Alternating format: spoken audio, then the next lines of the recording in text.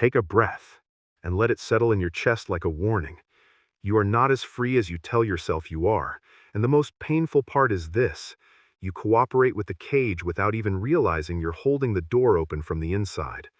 This video is an anatomy, not a comfort blanket. We are going to look at power the way it actually operates in your daily life, not the way politicians perform it for cameras. We are going to connect entertainment, money, fear, and your attention span into one mechanism. Once you see it, you will feel sick, and then you will get dangerous in the only way that matters. You'll stop being easy to steer. You think power shows up like a villain in a movie. You imagine chains, violence, obvious threats. But modern power rarely needs to drag you anywhere. It just needs you distracted, emotionally primed, and slightly terrified. Then it can guide you with nothing more than habits and incentives you call choices. You will make decisions that feel personal while serving an agenda you never voted for. That's the bargain. That's the trick. Here's the truth most people refuse to face. Power is not about what you are allowed to do. Power is about what you believe is possible for you to do. And once your beliefs are shaped, your behavior follows like gravity. So yes, you live in an era of screens. You live in a world where information is everywhere and choice feels endless. A ballot, a feed, a streaming catalog, a search bar, a swipe, a like, a debate thread that lasts 20 minutes before you forget it. It feels like the world is opening up. But that is only the surface illusion. Under the surface, the real levers stay in the same hands. Western democracies and their lookalikes across the globe are built to give you the sensation of agency. You're told power comes from votes, constitutions, and the leaders you recognize on television. But then you notice the pattern. Every election changes the face, sometimes the language, sometimes the tone of outrage, while the economic rules keep marching in the same direction. Monetary policy stays stubborn, corporate influence stays intact. The networks that profit from your work keep their access, and the public narrative keeps shifting just enough to stop you from forming a coherent picture. That's not an accident, that's design. The most efficient control method is not force. Force creates resistance. People break chains when they see them. But you can rule someone who believes they are free. If you can make the person inside the system feel like the system is their idea, you get compliance without the drama of crackdowns. Imagine two scenarios.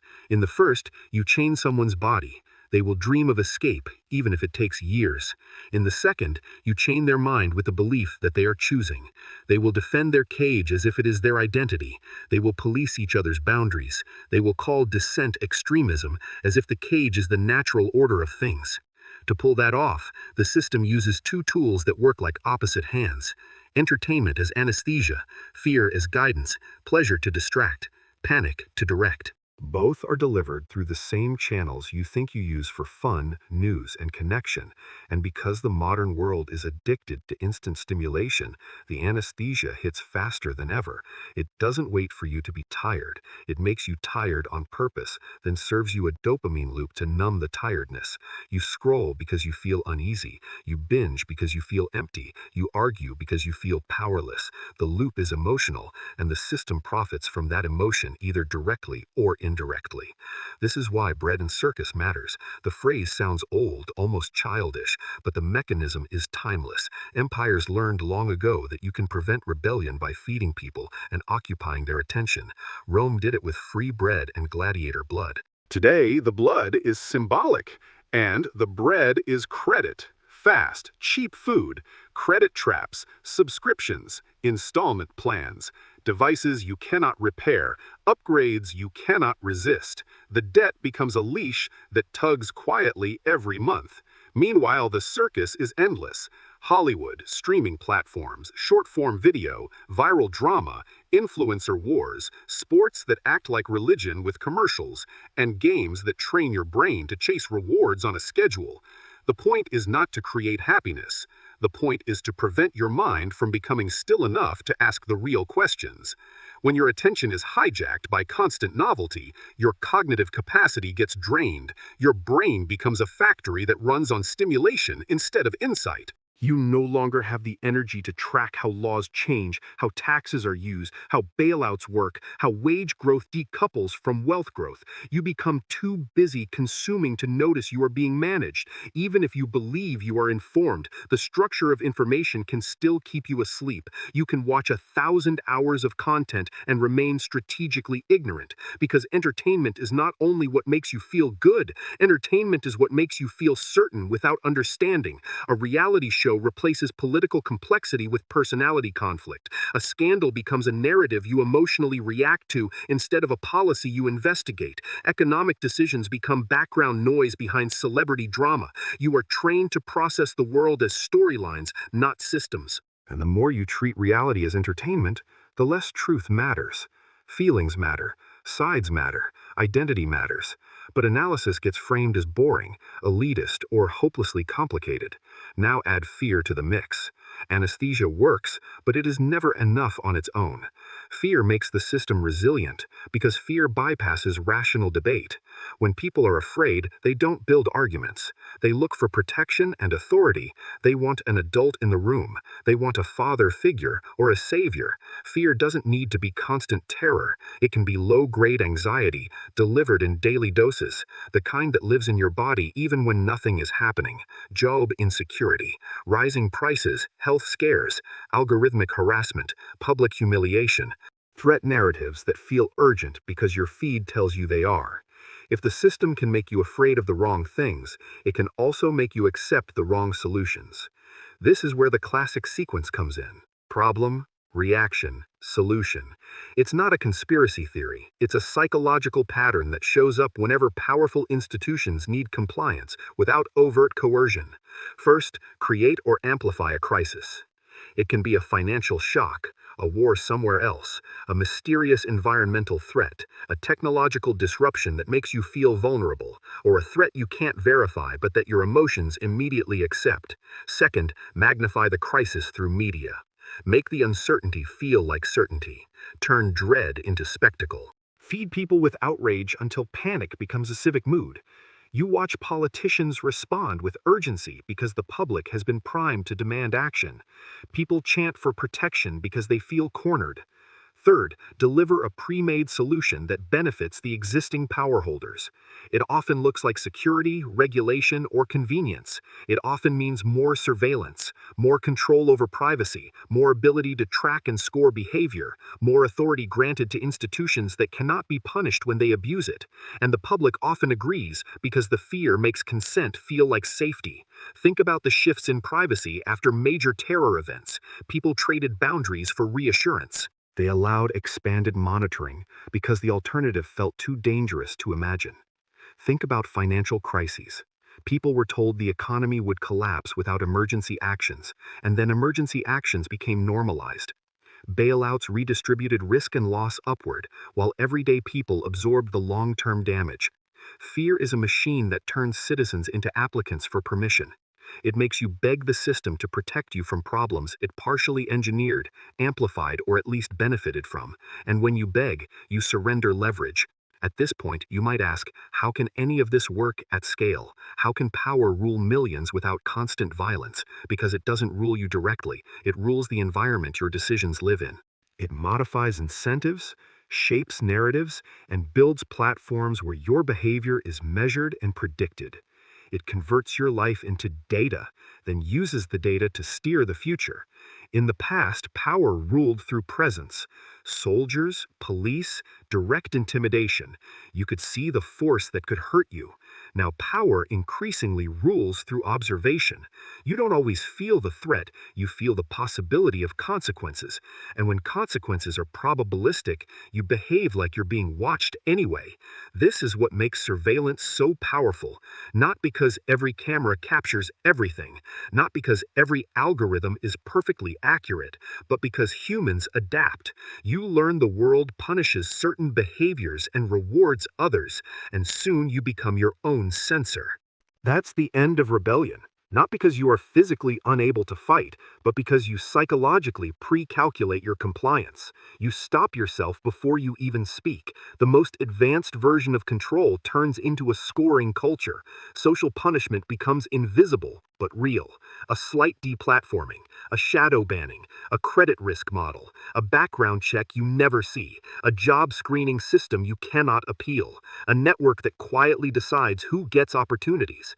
You might not have a literal social credit score on a government website, but you have something similar in practice: algorithmic reputation, financial risk scoring, automated moderation, and the subtle economy of credibility. If you violate the mainstream narrative enough, you pay. If you question the mainstream narrative loudly enough, you get isolated, not always with formal announcements, sometimes just with reduced reach, blocked payments, refused promotions, and social exile.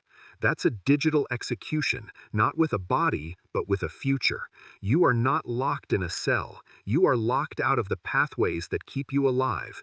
Income, community, trust, housing prospects, and the ability to build a stable life. If you think that sounds extreme, look at how quickly people learn to self-edit online. Watch how quickly someone's speech becomes a career risk. Watch how quickly employers screen out controversy. Watch how quickly social groups punish deviation. The fear is not only institutional, it's cultural. It spreads through peer pressure. And peer pressure is the most efficient control because it feels like community. Now let's bring the three-dimensional machine into focus. Finance, media, and politics. These are often treated as separate worlds. They are not separate. They form a triangle that filters reality. Finance is the energy. Money decides what gets built, what gets funded, and what gets rescued. When the money system controls interest rates and credit access, it controls growth patterns. It controls which industries survive. It controls which governments can maneuver and which are forced to obey. With enough leverage, finance can punish states and reward compliance. Media is the messaging infrastructure. It doesn't only entertain, it shapes attention. It decides what feels urgent. It assigns moral labels. It defines enemies. It constructs the worldview people carry into voting booths, workplace discussions, and personal relationships. Politics is the execution layer. It sounds sovereign when you hear campaign slogans, but often it functions like administration. It translates elite preferences into policies, regulatory frameworks, and enforcement priorities. Politicians become managers for a system they did not design, hired by donors, constrained by lobbyists, and evaluated by donors. Finance influences politics. Politics creates rules that benefit finance. Media persuades people that these rules are either necessary or beneficial or morally righteous. That triangle creates a closed loop. Once you see that loop, you realize most public debate is not a battle over fundamentals. It's a battle over framing, a battle over which version of the same agenda gets dressed up to look like progress. And that is why your anger feels useful, but often functions as fuel for the machine. You are furious, and your fury makes you scroll, share, comment, and campaign for more content. The system gets attention, engagement, and polarization. Your emotional energy becomes currency. This is the bait of distraction. It's not just that you are watching entertainment, it's that your emotional reactions are harvested. Your outrage is a resource. There is also the strategy of divide and distract. It's ancient because it works. If 1% holds power, their nightmare is unity among the 99%. Unity forces shared awareness of structural problems. Unity makes collective action possible. So the system encourages conflict between groups that should, on paper, have overlapping interests. People are taught to fight about identity categories, cultural values, national loyalties, and ideological labels. The conflicts are often exaggerated, poorly contextualized, and emotionally amplified. Minor differences become existential wars. When you spend your energy attacking someone else's identity, you don't have energy left to examine the institutions that shape both your lives. When you're busy arguing on social platforms about political symbolism, you miss the slow theft, wage stagnation, asset inflation, policy capture, debt traps, and the narrowing of real opportunity. Then comes the matrix of noise. In the internet era, Censorship is not the only tool. You don't need to ban information when you can flood the zone with contradictions. Conflicting narratives exhaust people. Exhaustion destroys trust. And when trust collapses, people stop searching for coherent truth. In that confusion, the loudest and most powerful influencers step in. The most funded narratives return. The most connected institutions become sources. People become vulnerable to whatever system offers certainty, even if it is propaganda. This is psychological warfare, not in the sense of cinematic attacks, but in the sense of attention management and meaning replacement. Modern power also tries to move the window of what people consider acceptable. Over time, repeated messaging shifts what society thinks is normal. Not all at once, gradually. A concept that was unacceptable 20 years ago becomes acceptable now. A moral taboo becomes a marketing niche. A boundary becomes a trend. This shift is not random. It is engineered to break down traditional structures that create stability, families that transmit values, communities that enforce norms through real relationships, religions that provide purpose beyond consumption, and local cultures that limit the influence of distant institutions. When people lose those anchors, they become lonelier. Loneliness makes people seek belonging anywhere. Consumer culture offers belonging through brands and content. Politics offers belonging through team identity. Platforms offer belonging through likes and validation metrics. Loneliness is not just sadness. Loneliness is vulnerability. It makes you easier to reprogram. So you ask, am I progressing? You might believe you are moving forward because technology improved, but the question isn't whether life got more convenient. The question is what you lost to gain that convenience. You might have gained speed, but you lost sovereignty. You might have gained choices, but you lost meaningful control over your outcomes. You might have gained access to more voices, but you lost the ability to evaluate truth. You might have gained entertainment, but you lost patience for deep thought. And deep thought is the only threat the machine truly fears, because deep thought leads to agency. Agency leads to refusal. Refusal threatens power. Here's the darkest part. The system relies on your ignorance and your silent agreement. Not always your conscious agreement, your passive agreement. Your willingness to keep believing that things are as they seem. Your willingness to treat structural problems like personal failures. Your willingness to keep searching for the right person to save you, rather than demanding structural accountability. If you want to protect yourself, you cannot treat this as a political hobby.